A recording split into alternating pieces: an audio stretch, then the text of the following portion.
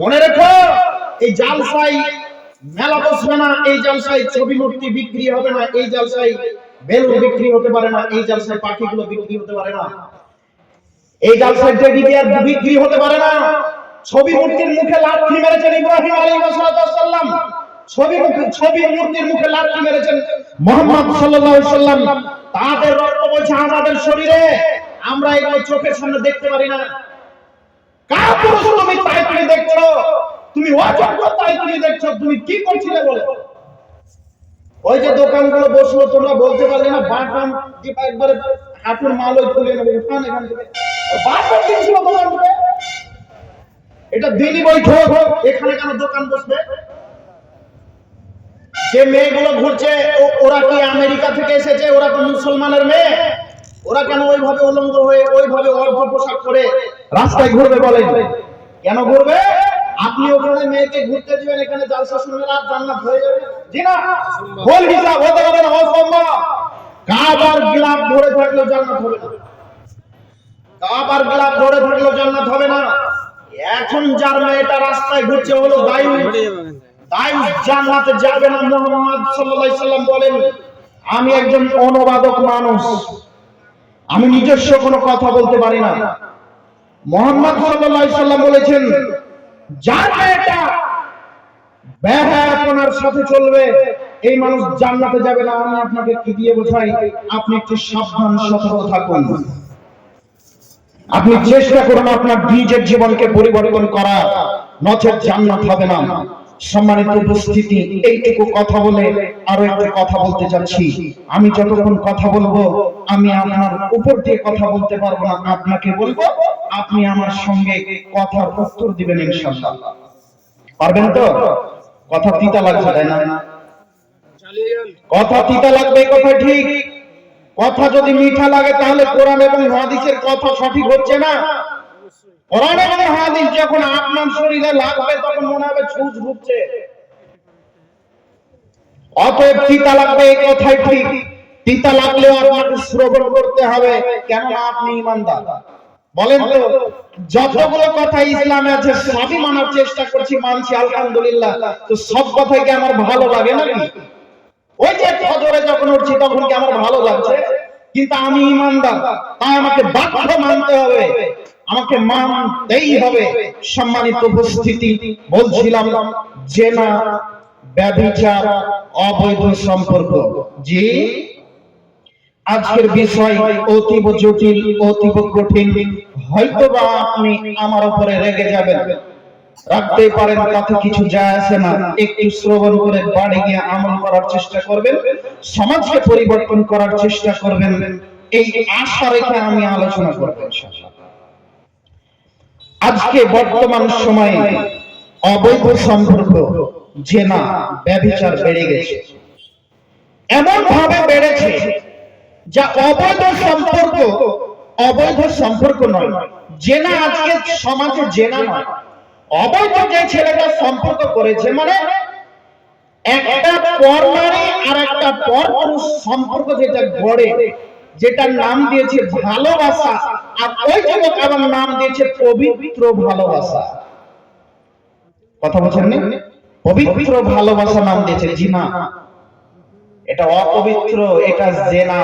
যদি কোনো মানুষ বলে আমি একটা মেয়েকে পছন্দ করি, আমি তাকে ভালোবাসি, তার সঙ্গে আমার বিবাহ হয়নি, আমি তাকে এমনিতেই ভালোবাসি, যদি ভালোবাসি কথাটা বলে তাহলে ইসলামের অপমান হবে। কেননা ইসলাম ওটাকে বলেছেন জেনা, ইসলাম ওটার নাম দিয়েছে জেনা, ইসলাম ওটার নাম দিয়েছে জেনা। সম্মানিত উপস্থিতি, অবৈধ সম্পর্কে সমাজে ভরপুর হয়ে গেছে। প্রায় ছেলে বাড়ি থেকে পালিয়ে গিয়ে বিবাহ করে, প্রায় ছেলে বাপ মায়ের কথাকে অটল করে বিবাহ করে, প্রায় মেয়ে হঠাৎ টিউশন গেছে, রাত্রি 12টা বেজে যাচ্ছে, বাড়ি ফিরছে না, পালিয়ে গেছে অন্য পুরুষের সঙ্গে, ব্যভিচারে লিপ্ত হয়েছে, জেনায় লিপ্ত হয়েছে। সম্মানিত উপস্থিতি, জেনা মারাত্মক একটি পাপ, যে পাপ করলে যদি যুবক যুবতী জেনা করে তাকে 100 বেতের আঘাত করে গ্রাম থেকে তাড়িয়ে দিতে হবে। আর যদি বিবাহিত নারী পুরুষ জেনা করে তাহলে 100 বেত্রাঘাত করতে হবে, তাকে বুক পর্যন্ত মাটিতে পুঁতে দিয়ে ইট ঢেল পাথর মেরে মেরে হত্যা করতে হবে। এই কথা মুহাম্মদ সাল্লাল্লাহু আলাইহি ওয়াসাল্লাম বলেন। জেনার মতো আর কোন পাপের ব্যাপারে রাসূল সাল্লাল্লাহু আলাইহি ওয়াসাল্লাম শাস্তি ঘোষণা করেননি, যে ব্যাপারে এই জেনার ব্যাপারে যেভাবে বলেছেন। রাসূল সাল্লাল্লাহু আলাইহি ওয়াসাল্লাম বেঁচে থাকার সুযোগই দেননি, আল্লাহ বেঁচে থাকার কথাই বলেন। বিবাহিত নারী পুরুষ জেনা করলে তাকে মৃত্যুদণ্ড দিতে হবে রাষ্ট্রীয়ভাবে, এই কথা রাসূল সাল্লাল্লাহু আলাইহি ওয়াসাল্লাম বলেন। মানুষ যে সমস্ত পাপ করলে পরকালে জাহান্নামে যাবে বলে, জান্নাতে যাবে না বলে মুহাম্মদ সাল্লাল্লাহু আলাইহি ওয়াসাল্লাম বলেছেন, তার মধ্যে একটি পাপ হলো জেনা। তার একটি পাপ হলো জেনা। সম্মানিত উপস্থিতি, জেনা থেকে বেঁচে থাকতে হবে। এই জেনাকে ঠেকানোর জন্য আল্লাহ তাআলা এমন পদ্ধতি অবলম্বন করেছে, যেই পদ্ধতি মানুষ যদি অবলম্বন করে তাহলে আমাদের সমাজে জেনা থাকবে না।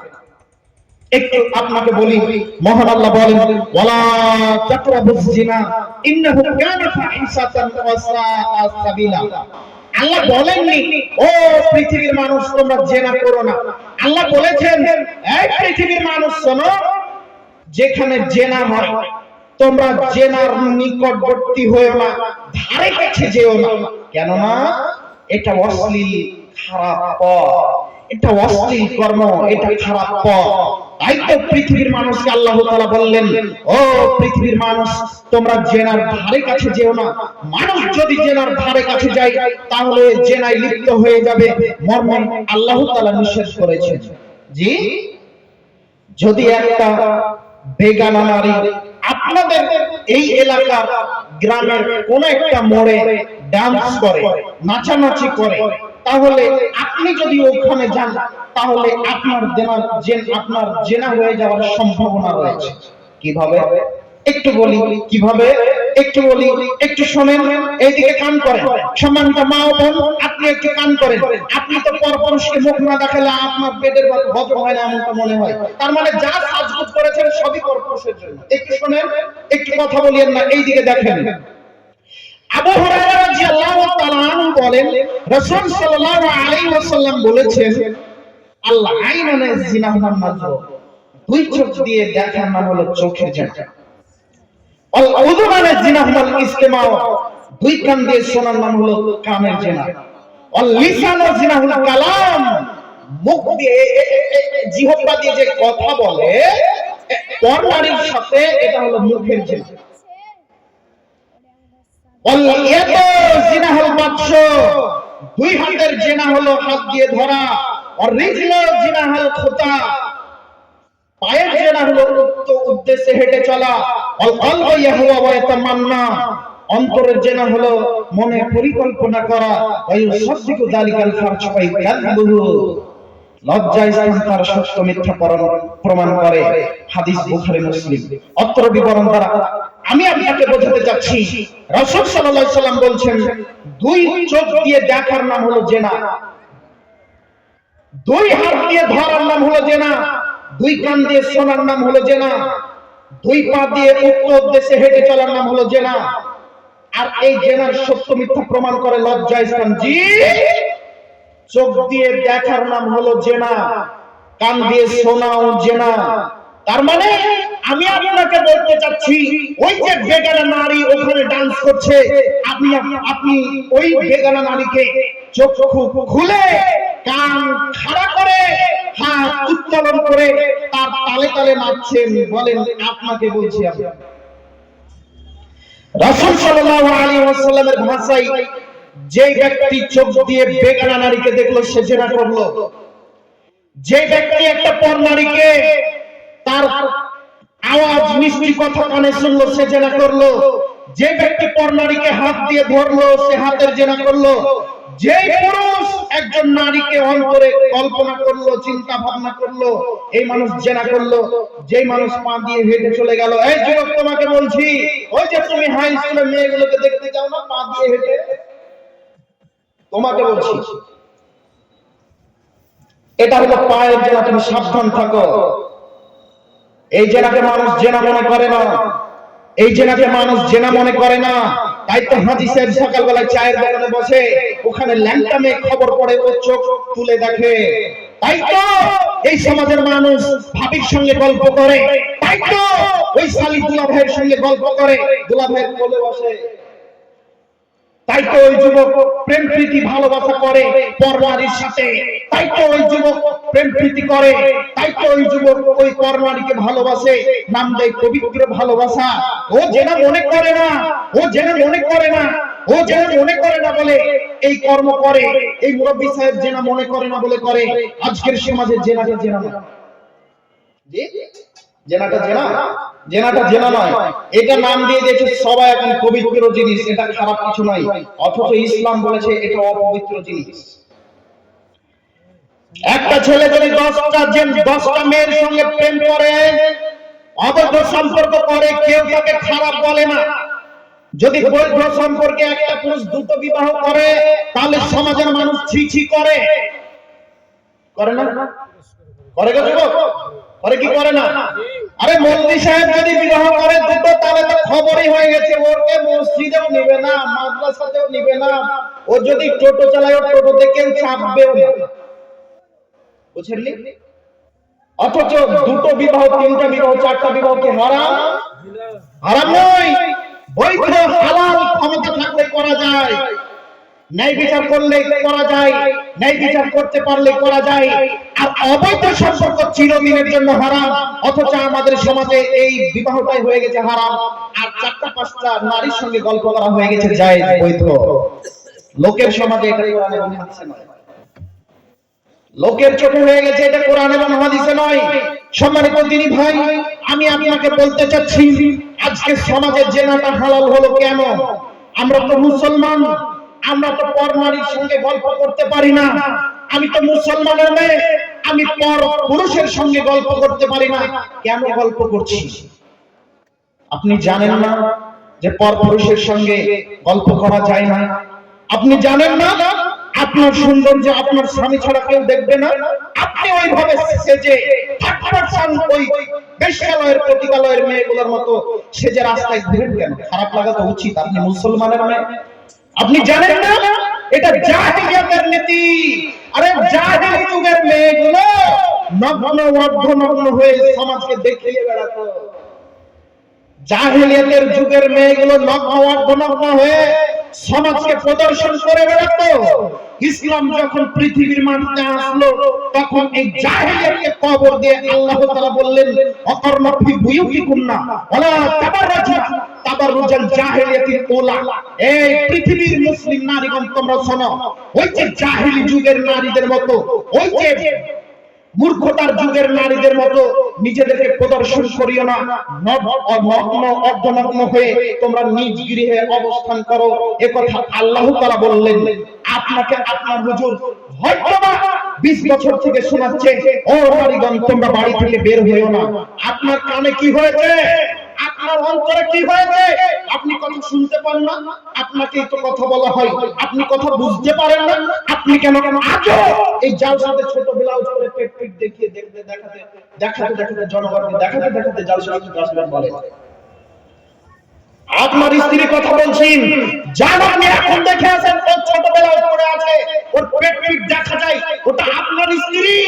ওকে আপনি বড় পোশাক পরাবেন, ওটা আপনার স্ত্রী, আপনি বড় পোশাক পরাবেন, নচেত বিচারের মাঠে জবাব আপনাকে দিতে হবে।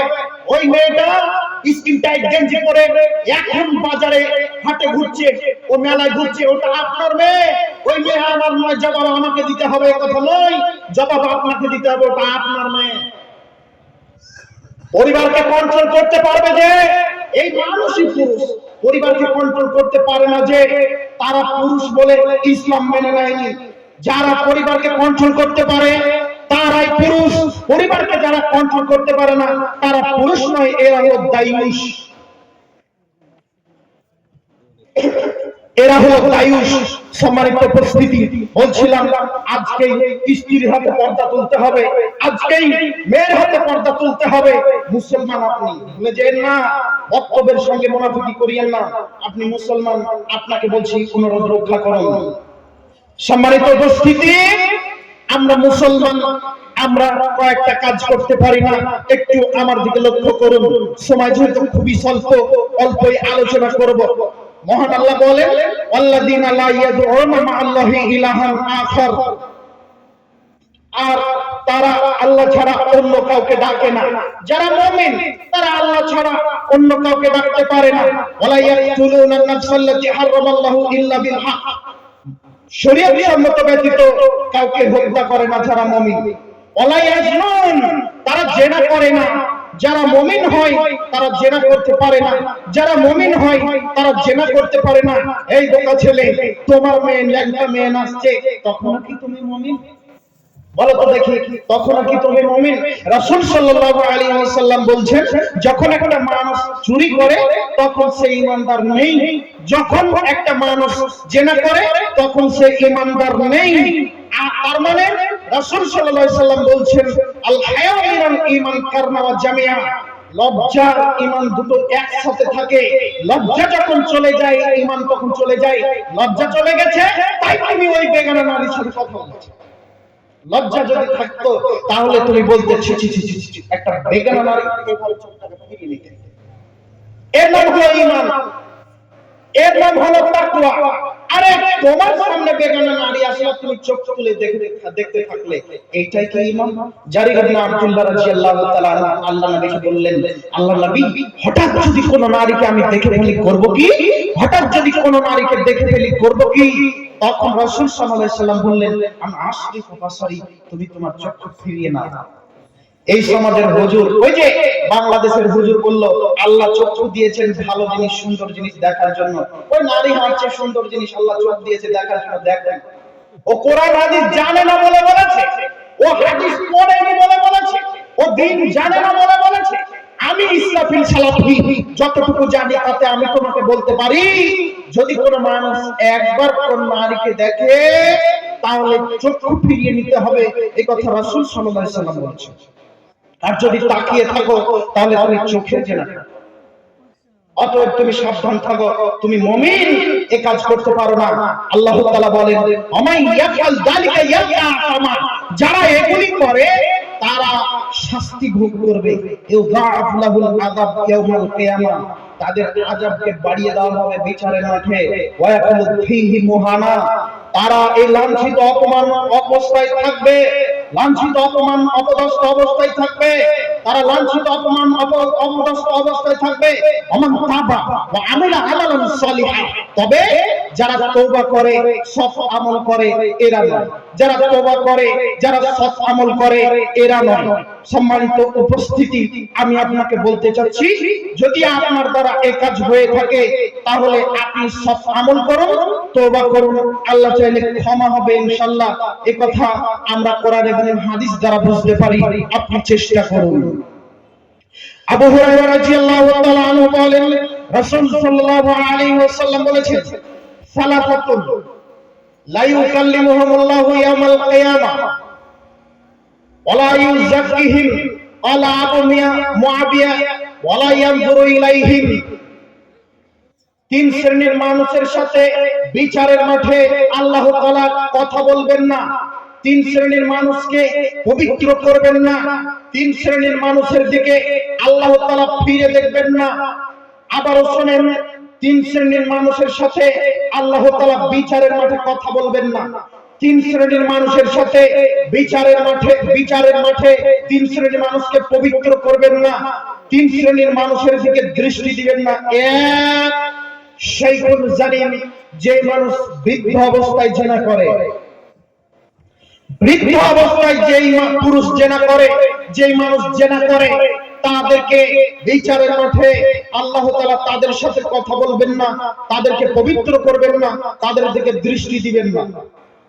দুই, মালিকুল কাযযাব, মিথ্যুক শাসক, আল্লাহ তাআলা ওর দিকে ওর সাথে কথা বলবেন না, ওকে পবিত্র করবেন না, ওর দিকে তাকাবেন না।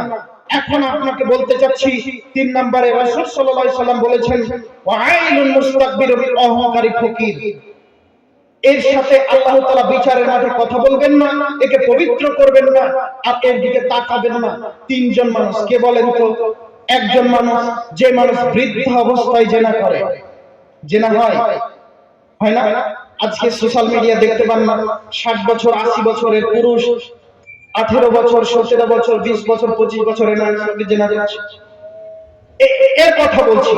দুই আমালিকুল কাদ্দাব, মৃত্যুক শাসক। আজকে ভোটের মৌসুম চলছে, তাই না? ভোট আসলে যত মিথ্যা প্রতিশ্রুতি, আর ভোট যখন চলে যায় তখন এই এলাকাতে যে মানুষ আছে এইটাই প্রধান, আর মেম্বারের জানা থাকে না, তাই না? ভোটের যেভাবে প্রতিশ্রুতি ভোটের আগে চলে, ওই প্রতিশ্রুতি ভোটের পরে কাজ হয় না। এরা হলো মৃত্যুক শাসক। মুসলিম বলে যদি দাবি করে না, এই গ্রামে যদি প্রধান মেম্বার থাকে, তাহলে ভোট নেওয়ার সময় যদি বলে থাকেন পাকা ঘর করে দেবো, সবার করে দিতে হবে, বুঝেননি? সবার করে দিতে হবে। ও মেম্বার সাহেব, আপনার খবর তো খুবই খারাপ। আপনি বলছেন যে সবার পাকা বাড়ি করে দেবো, জি ভালো কথা, জনগণ আপনাকে ভোট দিয়েছে, তো ভোট পাওয়ার পরে বলছেন যে 20,000 টাকা দিলে বাড়ি পাবা, না হলে পাবা। বলে না বলে না বলে? আর 8 ইঞ্চি রাস্তা কিভাবে 3 ইঞ্চি হয়ে গেছে, বুঝেননি? রাস্তা করে দিয়েছে 3 বছর বড় ছোট। খুব সাবধান থাকুন, যে কথা বলেছেন সে কথা কাজে কর্মে বাস্তবায়ন করুন, তবে বিচারের মাঠে বাঁচার উপায় আছে, তাছাড়া বাঁচার উপায় নেই। বর্তমান সময়ে শুধুই চলছে শোষণ। আমি আপনাকে কি দিয়ে বোঝাই, এই ভারতবর্ষ কেন এত পিছিয়ে থাকবে? তার কারণে ভারতবর্ষের যতগুলো দায়িত্বশীল আছে সবাই শোষণকারী। কেউ দেশের উন্নতির কথা ভাবে না, কেউ দেশকে উন্নত জায়গায় নিয়ে যাবে এই কথা চিন্তা করে না। যে আপনি যদি দেশকে উন্নত করবেন এই কথা যদি আপনার মাথায় থাকতো, তাহলে জনগণকে আপনি ভিক্ষা ভাতা দিতেন না, আপনি বলতেন জনগণের দুটো জিনিস করে দেব, এক বিদ্যা দেব, দুই চিকিৎসা দিব। এই দুটো জিনিস এই ভারতবর্ষকে সামনে এগিয়ে নিয়ে যেতে পারে, তাছাড়া সম্ভব নয়। যে যা মানুষ যদি শিক্ষা পায় তাহলে সঠিক বেঠিক বুঝতে পারবে। দেখেননি ওই যে উত্তরপ্রদেশের একটা 13-14 বছরের ছেলে যখন পড়াশোনা করে সত্য কথা উন্মোচন করলো, তাকে জেলে ঢুকিয়ে দিল, আর যেই 14 বছরের ছেলেটা গোবর খেতে বলছে ওকে পুরস্কার দিচ্ছে। এটা হলো সমাজের বাস্তবতা, এটা হলো সমাজের বাস্তবতা। এই যে তোমাকে বলছি, আজকে 14ই ফেব্রুয়ারি, আজকে নাকি ভ্যালেন্টাইন ডে। তোমার মাথায় খুব ভালোভাবে আছে, আমি তোমাকে বলে যাচ্ছি ভ্যালেন্টাইন ডে কাকে বলে। তুমি ভালোবাসা দিবস বলেছো, এটা তো তোমাকে কে বললো? তোমাকে কে বলেছে এটা ভালোবাসা দিবস? আশ্চর্য, এটা কে বললো তোমাকে? তুমি ইতিহাস বলো, তুমি ইতিহাস বলো। 200 খ্রিস্টাব্দে রোম সম্রাট জনগণের মাঝে ঘোষণা করলো যারা যুবক আছে তারা বিবাহ করবে না।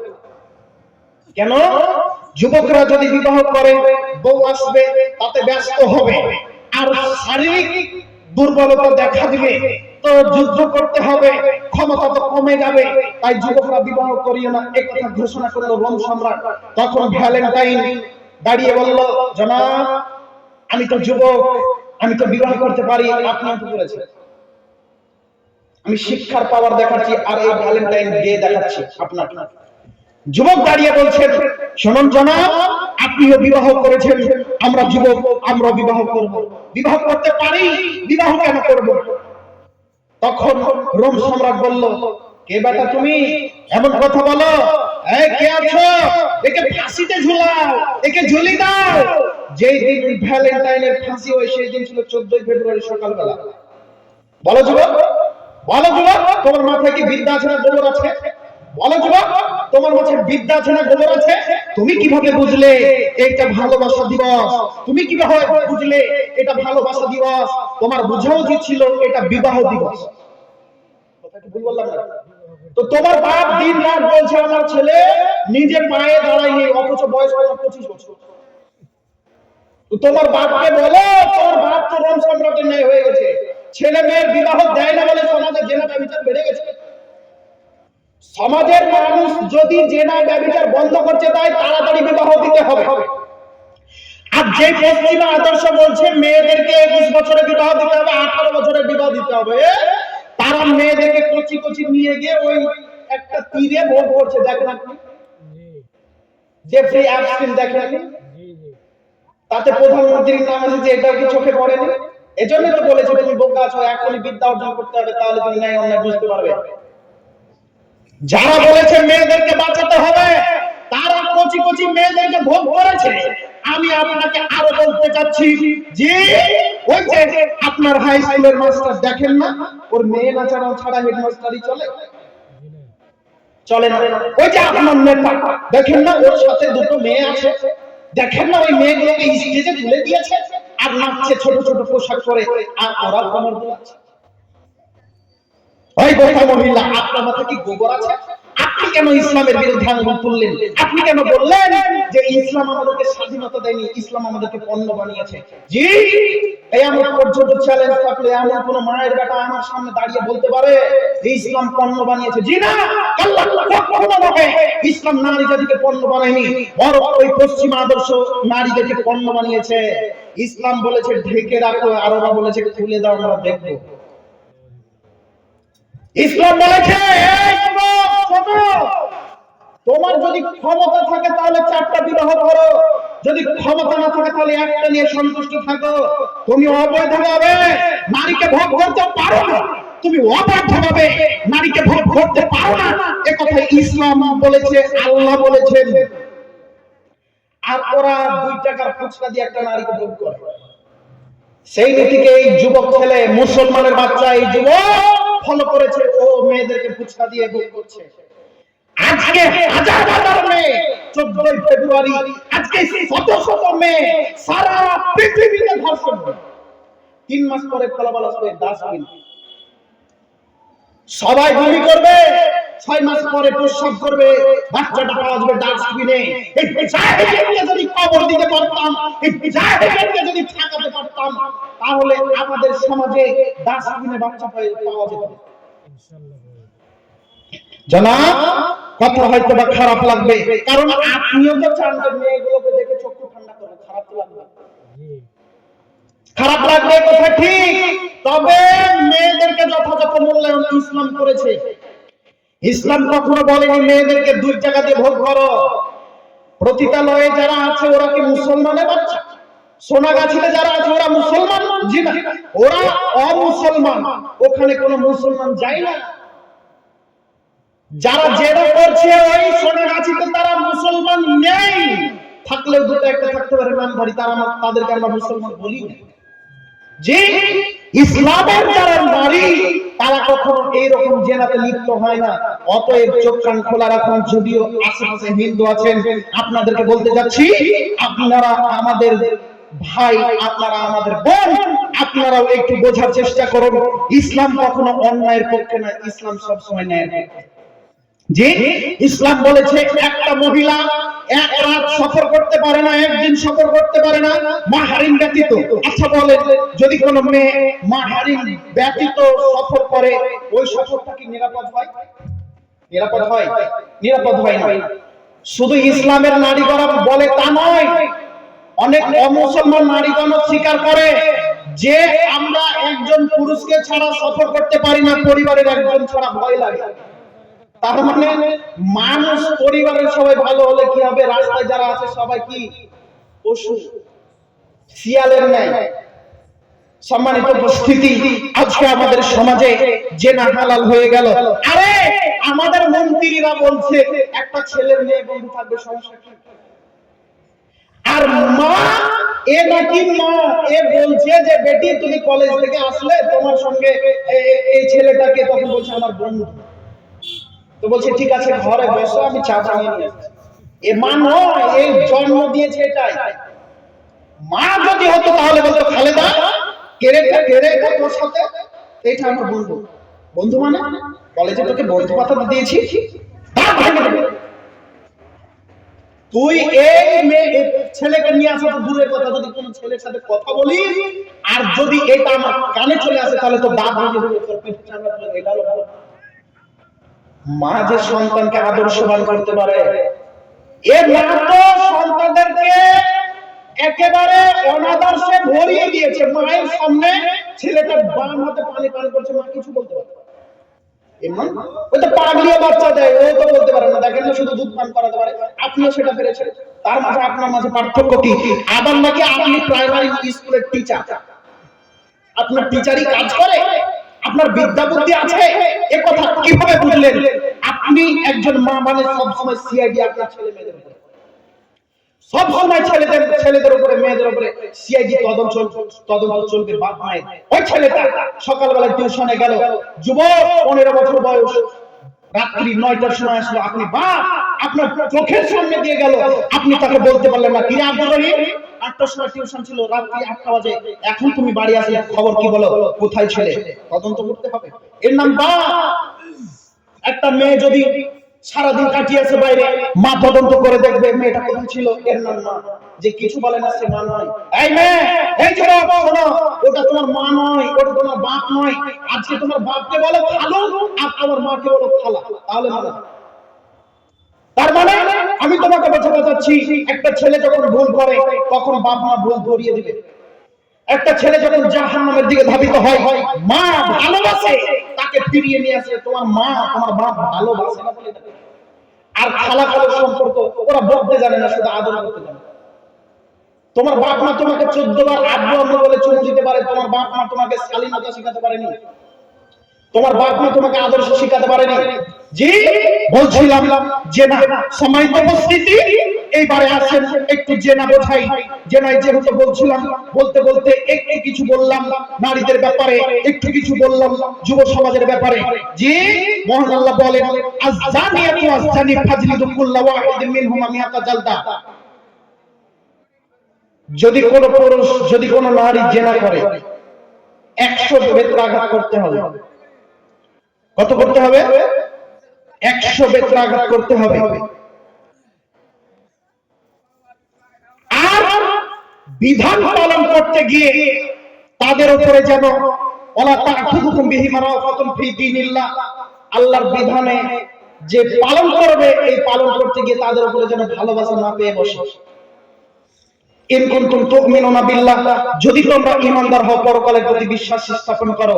জি আমি আপনাদেরকে বলতে চাচ্ছি, যদি আমাদের সমাজে জেনা ব্যভিচারের সঠিক বিচার হতো, তাহলে সমাজে জেনা ব্যভিচার খুঁজে পাওয়া যেত।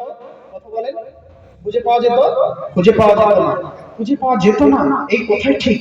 রাসূল সাল্লাল্লাহু আলাইহি সাল্লাম বলছেন যে পদ্ধতি, এই পদ্ধতি যদি আমাদের এই ভারতবর্ষে থাকতো, তাহলে প্রতিদিন শত শত মেয়ে ধর্ষণ হতো না। রাসূল সাল্লাল্লাহু আলাইহি সাল্লাম বললেন, আল বিকরু বিল বিকরে জালদু মিয়াতিন ওয়া তাগরিবু আমিন। একটা যুবক, একটা যুবতী যদি অবিবাহিত জিনা করে, 100 বেত্রাঘাত করতে হবে, 1 বছরের জন্য নির্বাসন করতে হবে। অসাইয়্যিবু বিসাইয়্যিন জালদু মিয়াতিন রাজম। বিবাহিত নারী পুরুষ যদি জেনা করে, তাহলে 100 বেত্রাঘাত করে তাকে মাটিতে পুঁতে এই দেড় কাপড় মেরে হত্যা করতে হবে। হাদিস মুসলিমের মিসকাতের অত্র বিবরণ দ্বারা আমি আপনাকে বলতে চাচ্ছি, এই বিধান যদি আমাদের ভারতবর্ষে থাকতো, তাহলে আমাদের ভারতবর্ষে মা বোনেরা সেফ থাকতো ইনশাআল্লাহ, ইনশাআল্লাহ। যদি আমাদের সামাজিক ভাবে এটা প্রচলন করা যাবে না, এটা হজ, এটা রাষ্ট্রীয় ভাবে হবে, রাষ্ট্রে নেই আমরা করব না, তবে তাজি বিষয়গুলো আমাদের সমাজে করা উচিত। এমন শাস্তি যেগুলো করলে মানুষ আর জেনার দিকে ধাবিত হবে না, তাই না? করা উচিত, তাহলে সমাজ মুক্ত হবে। যে আমাদের সমাজে যদিও 20 বছর আগে কিছু দেখা যেত যে জরিমানা করা হলো, একটু পিটানো হলো, ওইগুলো আজকে আমাদের সমাজে নেই। কেন? সামাজিক কথাই নেই। একটা 10 বছরের ছেলে বিড়ি টানছে, আর ওর দাদা বলছে বিড়ি টানছিস কেন? তখন বলছে তোমার বাপের ছেলে নেবে, বলে না, বলে না? হ্যাঁ, আমি আমার পরিবারের কথা বলতে ইচ্ছুক না, তারপরে একটু ইঙ্গিত দিয়ে যাচ্ছি। একটা দাদা যদি তার নাতিকে ভুল করতে দেখে, তাকে শাসন করার অধিকার রাখে কি রাখে না? রাখে। তো দাদা যদি তার নাতি পোতাকে শাসন করে, তো লাঠি আর হেসো নিয়ে তার বাপ তার দাদার সামনে দাঁড়ায়। সমাজের বাস্তবতা এটা। আমার চোখে দেখা, আমার বাড়ির ওখানেই নাতি পোতা ভুল করেছে, বাপ একটু শাসন করেছে, তো বাপের বিরুদ্ধে ছেলে। সম্মানিত উপস্থিতি, অতএব আমাদের যদি এমন ব্যবস্থা থাকতো তাহলে কতই না ভালো হতো। সম্মানিত দিনী ভাই এবং বোন, যথাযথ মূল্যায়ন করে আমি আপনাকে বলতে চাচ্ছি দুটো জিনিস আপনার জীবনে বিপজ্জনক, একটু আপনি আমার দিকে খেয়াল করুন। এই যুবক তুমি একটু খেয়াল করো, এই যুবক ভাই আপনি একটু খেয়াল করুন। আবু সাঈদ খুদরি রাদিয়াল্লাহু তাআলা আনহু বলছেন, রাসূল সাল্লাল্লাহু আলাইহি ওয়াসাল্লাম বলেছেন, ফাত্তাকুদ দুনিয়া ওয়াত্তাকুন নিসা। এই পৃথিবীর মানুষ শোনো সঙ্গী সাথী, তোমরা দুনিয়াকে ভয় করো, তোমরা মেয়েকে ভয় করো। দেখেন ব্যাপারটা কেমন কি, সাপকে দেখে মানুষ সবচেয়ে বেশি ভয় করে। সাপ যদি একটা ছেড়ে দেওয়া হয় এখানে কেউ মানুষ দাঁড়াবে না। তো রাসূল সাল্লাল্লাহু আলাইহি ওয়াসাল্লাম সাপকে ভয় করতে বললেন না, বাঘকে ভয় করতে বললেন না। রাসূল সাল্লাল্লাহু আলাইহি ওয়াসাল্লাম বললেন, শোনো তোমরা দুনিয়া থেকে বেঁচে থাকো, তোমরা নারী থেকে বেঁচে থাকো। নারী আর দুনিয়া দুটো এমন জিনিস, নারী আর দুনিয়া দুটো এমন জিনিস, আজকে পশ্চিম বাংলার মাটিতে হাজারো যুবক অকর্মা অথর্ব, তো বিএড করেছে, বাড়িতে কোনো চাকরি বাকরি পায়নি, কোনো কাজ করে না, চাকরি বাকরি পায়নি, তো মা খেতে দিয়ে বলছে 25 বছর বয়স হলো, কি করবা এখনো তুমি অকর্মা থাকলে তোমার বাপ তোমাকে কতদিন খাওয়াবে, ইনকাম করতে পারো না। মানে ওর বাপ ওর মাকে থ্রেট দিচ্ছে আর মা ছেলেকে থ্রেট দিচ্ছে, তো থ্রেট দিতে দিতে দিতে দিতে একদিন ভাত খালি ছেড়ে দিয়ে বলতে চলে গেলাম ইনকাম করতে। এখন যদি বলে যে তোমাকে একজন মানুষ যদি বলে যে তোমাকে কাজ দিব, কি কাজ, তো ডাকাতি করতে হবে, ওটাই করবে, বুঝলেন, বিবেচনা করবে না। তার মানে টাকা ছাড়া তো কেউ পুরুষ মানুষকে ভালোবাসে না, টাকা ছাড়া পুরুষ মানুষের কোনো মূল্যই নেই, টাকা ছাড়া একজন পুরুষ মানুষের কোনো মূল্য সমাজে দেয় না। দেখেন আপনি একটা ওই অফিসার বলল দুজন ছেলে দাঁড়িওয়ালা পরীক্ষা দিতে গেছে, ইন্টারভিউ দিতে গেছে, এই আপনার চাকরি, তখন ওই যারা ইন্টারভিউ নিচ্ছে বলছে দাড়ি থাকলে চাকরি হবে, বেতন কত, 50,000।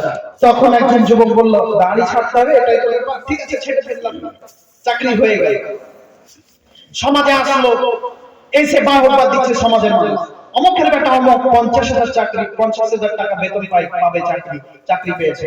আর একটা ছেলে দাড়ি কাটবো না বলে চলে এসেছে, তখন ওই ছেলেটাকে বলছে দেখো অমুকের বেটা পাগল যাচ্ছে। এর মতো বহুত কেউ আছে, আরে দাড়ি তো কাটতে হতো, দাড়ি কাটলে তো চাকরিটা হয়ে যায়, তাই না? গ্রামের সবচেয়ে সুন্দরী ইমানদার সবচেয়ে ভালো মেয়েটার বিয়ে হলো কার সাথে? ওই দাড়ি চেঁচে যে ছেলেটা চাকরি নিয়েছে তার সাথে। আর যে ছেলেটা ইমান রক্ষার পথে ও চাকরি নেয়নি, চলে এসেছে, একে মানুষ ভালো মেয়েটা দেয় না। এই যুবক তোমাকে বলছি, তুমি একটু দেখো, ওই যে তুমি 18 বছর বয়সে একটা নারীর পিছনে ছুটে তোমার জীবন নষ্ট করে দিয়েছো, এখন তুমি মদখোর গাঁজাখোর হয়েছো। ওই মেয়েটা পড়াশোনা করে একজন মাস্টারকে বিবাহ করে সংসার করছে, ওই মাস্টারটা তোমার চাইতে করছে। আমি বোঝাতে যাচ্ছি একজন পুরুষের সৌন্দর্য হলো টাকা। তাই যুব সমাজকে বলে যাচ্ছি, শোনো, প্রজাপতির পিছনে ছুটিও না, ফুলের চাষ করো, প্রজাপতি এমনি আসে। আজ থেকে 8 বছর আগে বলেছিলাম যে কোন মেয়ের পিছনে ঘুরতে আমি ইসরাফিল সালাফি রাজি নই, এমন চাষ করবো মেয়ের বাপ বাড়িতে এসে কড়া মারবে, সেটাই হয়েছে। আলহামদুলিল্লাহ তুমিও পারবে, তুমিও মানুষ, ইনশাআল্লাহ পারবে না? পারবে। কেন পারবে? যুব সমাজ ধ্বংস হয়ে যাবে দুটো কারণ, তার একটা বললাম টাকা, তার একটা বললাম নারী। একটা যুবককে ওর বাপ যদি বলে রাত 12টা হরিশ্চন্দ্রপুর স্টেশনে আছি, বেটা আসো আমাকে একটু নিয়ে চলো, তখন বলবে না আমি পারবো না, খুব রোমাঞ্চ। আর ওই 12টার সময় যদি ওর গার্লফ্রেন্ড বলে যেখানে আসো, ওর বাপ ডবল তালা মারলো, 5 ইট টপকে যাবে, এর নাম হলো নারী। খারাপ লাগছে নাকি? বাস্তব কথা বলছি ভাই, বাপ মায়ের কথা মানে না, কিন্তু স্ত্রীর কথা ফেলে দেয়, হয় কি হয় না? বাপ মায়ের কথা মানে না, অথচ প্রেমিকের কথা ফেলে না। সম্মানিত উপস্থিতি, বলছিলাম দুটো জিনিসে মানুষ ফেসে যাবে। কথা কি ভুলে গেলেন নাকি? একটা কথা মনে রাখবেন, সেটা হলো দুনিয়া, টাকা। শুধু টাকা করিয়েন না, টাকা দেখেন বৈধ না অবৈধ, টাকা দেখেন বৈধ না অবৈধ। বৈধ টাকা ইনকাম করেন, বৈধ রুজি রোজগার করেন, আপনাকে বসে থাকতে ইসলাম বলেন। মসজিদে বসে বসে সুবহানাল্লাহ আলহামদুলিল্লাহ বলবেন, এই কথা ইসলাম বলেন। মসজিদে বসে বসে তাসবিহ তাহলিল করবেন, এই কথা ইসলাম বলেনি। আপনাকে রুজি তালাশ করতে হবে, আপনাকে রিজিক তালাশ করতে হবে, তবে বৈধ অবৈধ দেখতে হবে। ওর আপনার বিদ্যা নেই বলে ছেলেটাকে ওইভাবে লেলিয়ে দিল দুনিয়ার পিছনে, ও নির্দ্বিধায় ইনকাম করতে থাকলো, হালাল হারাম বুঝলো না। আমি আপনাকে ওটা বলতে চাচ্ছি না, হালাল হারাম বুঝে ইনকাম করেন, ইনকাম করতে হবে। ফাইন্না ওয়ালা ফিতনাতা বানি ইসরাইল কানাত ফিন নিসা, বানি ইসরাইলের প্রথম দুর্ঘটনা নারীদের কারণে। শত যুবক নারীদের কারণে জীবন দেয়, তাই না? দেখি দেয় না? অবৈধ সম্পর্ক করে, অবৈধ সম্পর্ক করার পরে যখন ব্রেকআপ করে, ব্রেকআপ করার পরে এই ছেলেটা হয় মাতাল, না হলে চোর, না হলে ডাকাত, না হলে মদখোর, না হলে ওই তিনতলা থেকে পড়ে জীবন দিয়ে দেয়, না হলে গলায় ফাঁস দেয়। খুব খেয়াল করো, তোমার জীবন তুমি ধ্বংস করে দিও না, তোমার জীবন তুমি ধ্বংস করে দিও না। তুমি যুবক মানুষ, তুমি যুবক মানুষ, তুমি তোমার জীবনকে যদি রক্ষা করতে পারো তাহলে ইহকালেও শান্তি, পরকালেও শান্তি। ইহকালেও তুমি সফলকাম হবে, পরকালেও সফলকাম হবে। একটু আপনারা সকলেই আমার দিকে তাকান।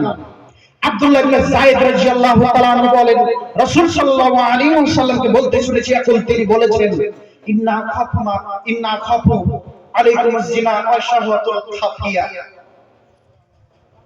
রাসূল সাল্লাল্লাহু আলাইহি ওয়াসাল্লাম বলেছেন, আমার জীবনে বড় ভয় আমার উম্মতের উপরে, তারা সুস্থ প্রবৃত্তির অনুসরণ করবে, তারা জেনায় লিপ্ত হয়ে যাবে। প্রাইভেট মোবাইলে জেনা হয়। আরে সহি আকীদায় আসলে কি হবে? সহি ঈমান এখনো হয়নি। ওই যুবকটার যদি ঈমান থাকতো তাহলে লেপের তলে 9টা মেয়ে দেখতে পারতো। ও সহি আকীদায় আসলে কি হবে? এখনো সহি মুসলমান হতে পারেনি, সহি ঈমানদার হতে পারে না। যদি ঈমান থাকতো তাহলে ও দেখতে পারতো না। যদি ওর ঈমান থাকতো তাহলে 10 জন মেয়ের নাম্বার ওর ফোনে থাকতো না। আশ্চর্য, আপনার ফোনে মেয়েদের নাম্বার কেন গো? আপনি মুসলমান, 5 ওয়াক্ত সালাত আদায় করেন। আজকে নাম্বার ডিলিট করতে হবে, হবে না ইনশাআল্লাহ? আজকে ডিলিট করতে হবে। কেন পরনারীর সাথে কথা বলবো? কেন বলবো? প্রত্যেকটা নিয়ামতের হিসাব লাগবে। চোখ এটা নিয়ামত, এর হিসাব লাগবে। হাত এটা নিয়ামত, এর হিসাব লাগবে। অন্তর এটা নিয়ামত, হিসাব লাগবে। মুখ এটা নিয়ামত, হিসাব লাগবে। পা নিয়ামত, হিসাব লাগবে। লজ্জা স্থান এটা নিয়ামত, হিসাব লাগবে। যুবক, তুমি তোমার যৌবনকালকে কোথায় ধ্বংস করলে বলো?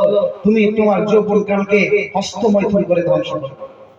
তুমি তোমার যৌবনকালকে জেনায় ধ্বংস করলে। বিচারের মাঠে তোমাকে উঠতে দেওয়া হবে না যতক্ষণ পর্যন্ত তুমি তোমার যৌবনকালের হিসাব না দিতে। এক ভাব তুলতে দেওয়া হবে না, এক ভাব তুলতে দেওয়া হবে না। তুমি মনে রাখো, খুব জটিল সমস্যাজনক বিচারের মাঠ, তুমি খুব সাবধান থাকো। যারা জেনা ব্যভিচার করবে তারা পরকালে খুব ভয়াবহ অবস্থায় থাকবে। রাসূল সাল্লাল্লাহু আলাইহি ওয়াসাল্লাম বলছেন যে বাইনা আনা নাইমুন ইদ আতানি রাজুলানে ফাআখাযা বিদলকি ফাতাইয়াবি, আমি ঘুমিয়ে আছি, হঠাৎ দুইজন মানুষ আমার কাছে আসলো। আসার পরে দুটো বাহু ধরে আমাকে নিয়ে যেতে থাকলো, আমিও যেতে থাকলাম। ফাইরা আনা আশাদা সাইল ইনতিফাকান ওয়া আনতানাহু রিহান কাআনকি আন্না রিহাকুম মারাহিব। তো হঠাৎ আমি এক সম্প্রদায়ের কাছে উপস্থিত হলাম। হঠাৎ এক সম্প্রদায়ের কাছে উপস্থিত হলাম। উপস্থিত যখন হলাম তখন তাদের থেকে দুর্গন্ধ আসছে। এত দুর্গন্ধ টিকা যায় না, মনে হচ্ছে যেন পায়খানা। ওই যে পাবলিক টয়লেট স্টেশনে থাকে, দেখেন না, অপরিষ্কার অবস্থায় থাকে, কত দুর্গন্ধ ছড়ায়। এমন গন্ধ রাসূল সাল্লাল্লাহু আলাইহি ওয়াসাল্লাম বলছে টিকতে পারি না, এমন গন্ধ টিকা যায় না, এমন গন্ধ টিকতে পারি না, এমন গন্ধ টিকা যায় না। আমি তাদের দুজনকে জিজ্ঞাসা করলাম, কুলতু মান হাউলাই, এরা কারা বলেন তো? তখন তারা বলল, তাদের একজন বলল, হাউলাই জানুন ওয়াজ জাওয়ানি, এরা হলো ব্যভিচার, ব্যভিচারিণী। এরা হলো ব্যভিচার, ব্যভিচারিণী। ও যুবক, হাদিস তো সহিহ, আমি আপনাকে বলতে চাচ্ছি, আজকে যেই মেয়ের সাথে আপনি 14 ফেব্রুয়ারি হোটেলে পালন করলেন, আপনার দুর্গন্ধে রাসূল সাল্লাল্লাহু আলাইহি ওয়াসাল্লাম বলছেন টিকা যায় না। আপনার দুর্গন্ধে রাসূল সাল্লাল্লাহু আলাইহি ওয়াসাল্লাম বলছেন টিকা যায় না। আপনার দুর্গন্ধে রাসূল সাল্লাল্লাহু আলাইহি ওয়াসাল্লাম বলছেন টিকা যায় না। জাহান্নামে গেছেন, জাহান্নামে গেছেন, টিকা যায় না। লজ্জাস্থান থেকে দুর্গন্ধ ছড়াবে, শরীর থেকে দুর্গন্ধ ছড়াবে। অতএব আপনি সাবধান থাকুন, আল্লাহকে ভয় করুন, আল্লাহকে ভয় করে জীবন যাপন করুন, তাহলে আপনার জীবন সুন্দর কাটবে। সম্মানিত উপস্থিতি, জেনা অনেক বড় পাপ। জেনা করলে মানুষকে বিবাহিত হলে হত্যা করতে হয়, অবিবাহিত হলে 100 বেত্রাঘাত করে গ্রাম ছাড়া করতে হয়। জেনা যত বড় পাপ হোক, জেনা আল্লাহর সঙ্গে জড়িত পাপ, জেনা যত বড় পাপ হোক, জেনা আল্লাহর সঙ্গে জড়িত পাপ। সম্মানিত মুরব্বী সাহেব, আপনার দৃষ্টি আকর্ষণ করতে যাচ্ছি, একটু আপনি আমার দিকে তাকান। জেনা যত বড় পাপ হোক, এই সম্পর্ক, এই পাপের সাথে সম্পৃক্ত কার সাথে? আল্লাহ। আল্লাহকে যদি বলে যে আল্লাহ তুমি ক্ষমা করে